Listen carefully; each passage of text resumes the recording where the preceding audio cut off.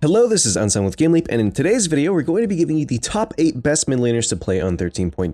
13.20 is going to have a lasting effect on League of Legends, but we're receiving a part 2 of this patch, which is going to reshape basically every item in the game. Mythics are going to be removed, the items in general are going to be nerfed, and instead of playing your items, you're going to be playing your champions. The champions on this list, however, are going to be incredibly effective until these item changes come through. The reason why these champions are so strong is largely due to the anti-snowball reduction that has been placed into the game. Plates give less gold, Rift Herald gives less gold, and it's easier to come back from an early deficit. This has left scaling mid laners as hands down the best pick, with some lower time to kill AD assassins also making the cut. So let's go ahead and get right into our list, starting with our first pick. Kassadin is far and away the biggest benefactor of this patch. The slower game time, reduced snowball, and the damage nerfs to runes all benefit him massively. Now it's easy for Kassadin to actually scale to a point where he's relevant in a game. Because mid lane is so filled with scaling mages, Kassadin has a substantially easier time surviving lane, and the massive indirect buff to teleport also stabilizes this champion into a disgusting state. If you were watching Kassadin's overall win rate before 13.20, it actually went up a full 4% when this patch came out with no real changes to him. Now, if you're going to want to play Kassadin, these scaling builds are going to be the strongest. This means that basically in every game, we want to go First Strike, followed by the Rod of Ages, Sorcerer's Shoes, into Archangel Staff build. This build gives you a really strong mix of durability, shielding, as well as ability haste, so you'll actually be able to exert yourself on the map. Just remember that if you're blind picking this champion, you are going to be counterpicked by things like Talent and Neferi, and that you should probably dodge if the enemy team locks in Tristana.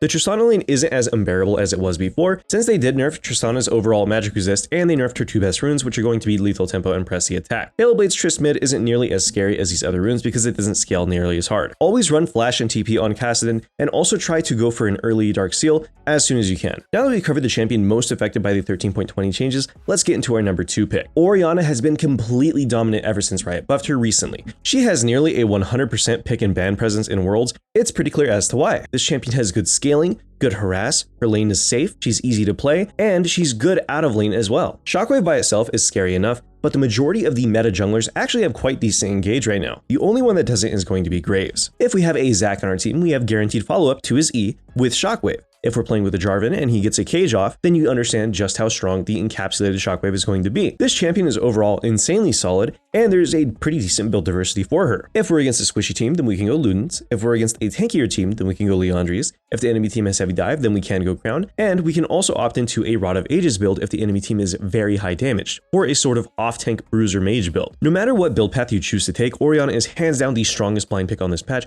Just make sure that if you're blinding this champion, you understand how to harass Kassadin at a lane, or you straight up ban him. Now that we covered Ori, let's go ahead and move on to our third pick of the patch, which is going to be Sylas. If you've watched any of my recent tier list videos, this champion has always been rated quite highly, and it's finally showing as to why. He has good matchups in the early game, he has good matchups in the mid game, he's incredibly useful at basically every stage of the game due to the ult steal mechanic, and even when you don't have a decent ulti to steal, he snowballs incredibly hard. The only real flaw that this champion has is the fact that he's melee and that he has some kind of poor matchups. Neferi and Talia are hands down his hardest matchups to play, but these champions aren't really picked super often. I would recommend blinding Sylas if you're confident in your ability to carry a game. If Neferi or Talia are picked, then we can either consider dodging, or we can ban them in a future select. Either way, the mana buffs on this champion clearly push him over the edge. You can go for a First Strike scaling page with Inspiration Resolve, or you can go the normal Conqueror the Presence of Mind page and Resolve secondary. Regardless of what page you actually play, the Night Harvester setup is going to be his highest win rate item. This is essentially going to abuse the fact that Sylas has very front-loaded damage and doesn't require nearly as much mana now as he did before. For this itemization, we go Doran's Ring into Night Harvester, followed by Sorcerer's Shoes into Shadow Flame. This build is skyrocketing in play rate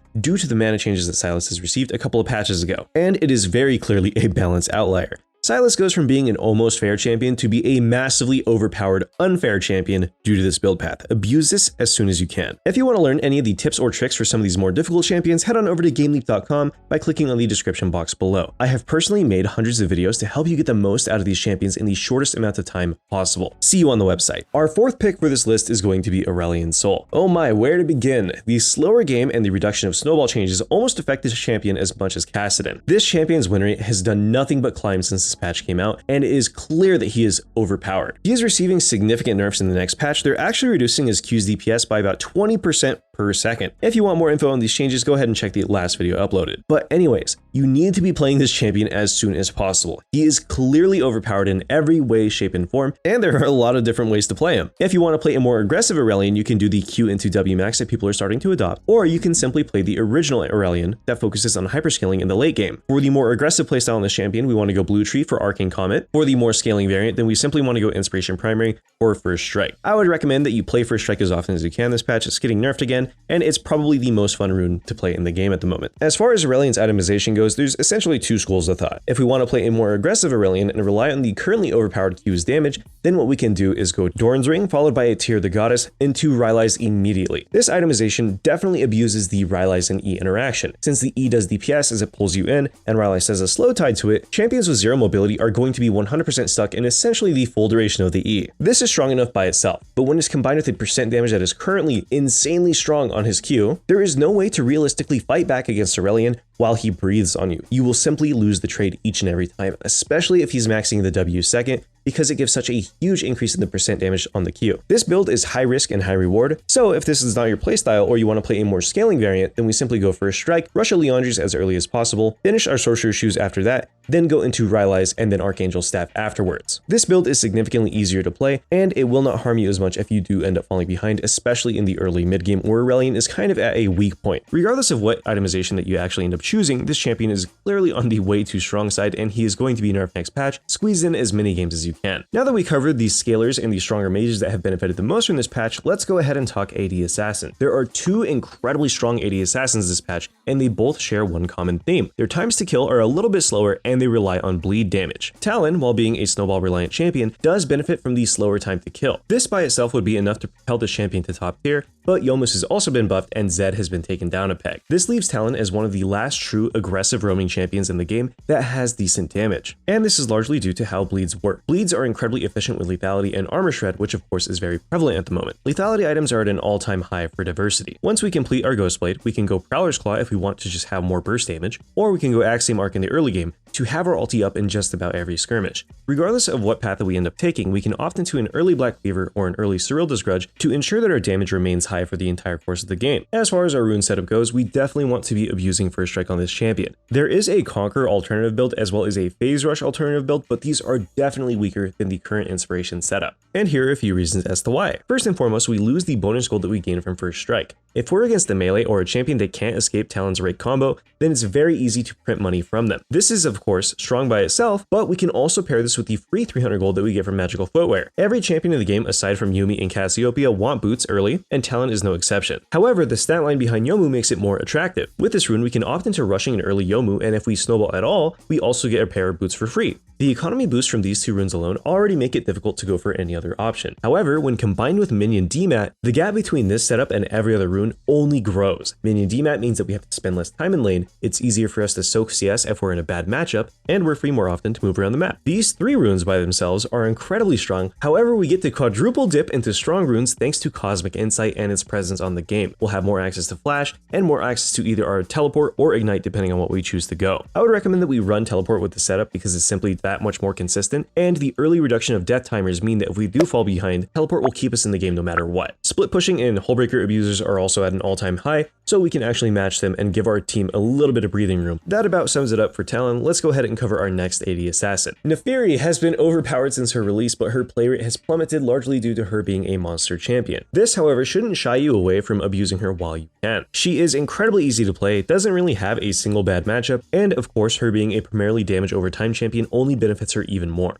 Neferi's primary strengths lie in her wave clear, her very high damage, and her insane item scaling once we get the ball rolling. All these strengths combined make Neferi exceptionally easy to learn compared to every other AD assassin. There are no complex mechanics or combos here. It's just a bare bones kit. Like our other assassins before, we want to primarily be taking First Strike on this champion simply because it's the best rune on the patch. Instead of going Minion DMAT like we would on Talon, we want to go Biscuits on Neferi for the sustain that they grant in lane. Our build here is going to differ from Talon as well because Neferi has a better synergy with Bruiser items than she does with pure assassin items. We want to rush an Eclipse, followed by Ionian Boots of Lucidity, and then a Black Cleaver afterwards into a Cyrilda's Grudge. We can go Prowler if we want to one-bang somebody, but we're generally not going to be able to in most games. Neferi's time to kill is slower than most other champions simply due to to how her Q works. We're always going to need 2 casts of it, we're going to need to charge our W, and we're going to need a couple of auto attacks here and there, making Prowlers, in my opinion, a suboptimal item. It also looks to me like Riot isn't planning on nerfing this champion anymore since her pick rate has already plummeted, making her a really safe bet to sink some time into. If you want easy LP, I don't think that there's a better champion out there for you. Now that we talked about Neferi, let's go ahead and talk about number 7, and that is going to be Vex. While the reduction of snowball mechanics and burst overall in the game have harmed a lot of champions, they haven't really done anything to Vex in particular. She's still surprisingly consistent because of her low Q cooldown. She pumps good DPS, has good assassination potential, and can disrupt like no other mage can. This by itself would be enough to propel most mages into OP territory, but Vex also has a very abusive lane phase against most melees. If you have a dash at all, then you're not going to snowball against Vex. She's going to shut you down, punish you for using all of your dashes, and have permanent fears. This champ has been in clearly OP territory since her buffs a while back. Her pick rate is pretty stable,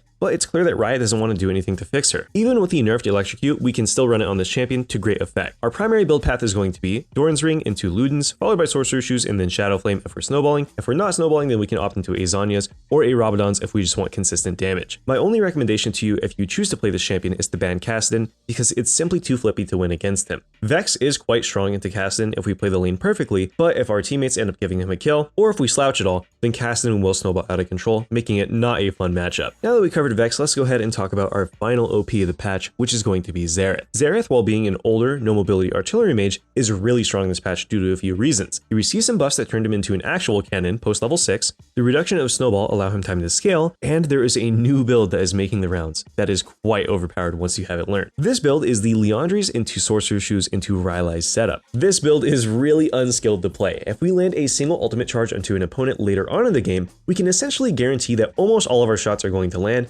because of the massive slow that it puts on the opponent. If the enemy champion doesn't have an actual mobility skill, then the kill here is all but guaranteed simply due to how strong Xerath's ultimate scaling is and the additional DPS that we receive from Liandry's. We can also opt into a more traditional build of Ludens into Sorcerer's Shoes into Medjai's, since Xerath, is a control mage who benefits from sitting way in the backline. That being said, I would recommend that you play the new build because it is way more unskilled and easier to access than the traditional high damage Xerath. As a third item, we also want to buy a Horizon Focus simply for the vision that it grants us and the extra damage amp, which does affect Liandry's and our additional ultimate shots. Xerath's long range on top of his good itemization make him the perfect candidate for a first strike. We can make a whole bunch of gold in the early game, ensure that we hit our item spikes as soon as possible, and get to dip into Cosmic Insight to have more frequent teleports and flashes to kind of remove that weakness of him having no mobility and bad sustain throughout the lane phase. Regardless of what build that you choose to play on this champion, I would recommend that you do pick him up simply due to the fact that he does have decent matchups right now. You can win against Neferi and Talon, but you definitely want to ban Kassadin, a recurring theme of this patch. Anyways, this was Unsung with Gamely. Thank you all for watching and hope that you all have a wonderful day. I'll see you guys in the next video.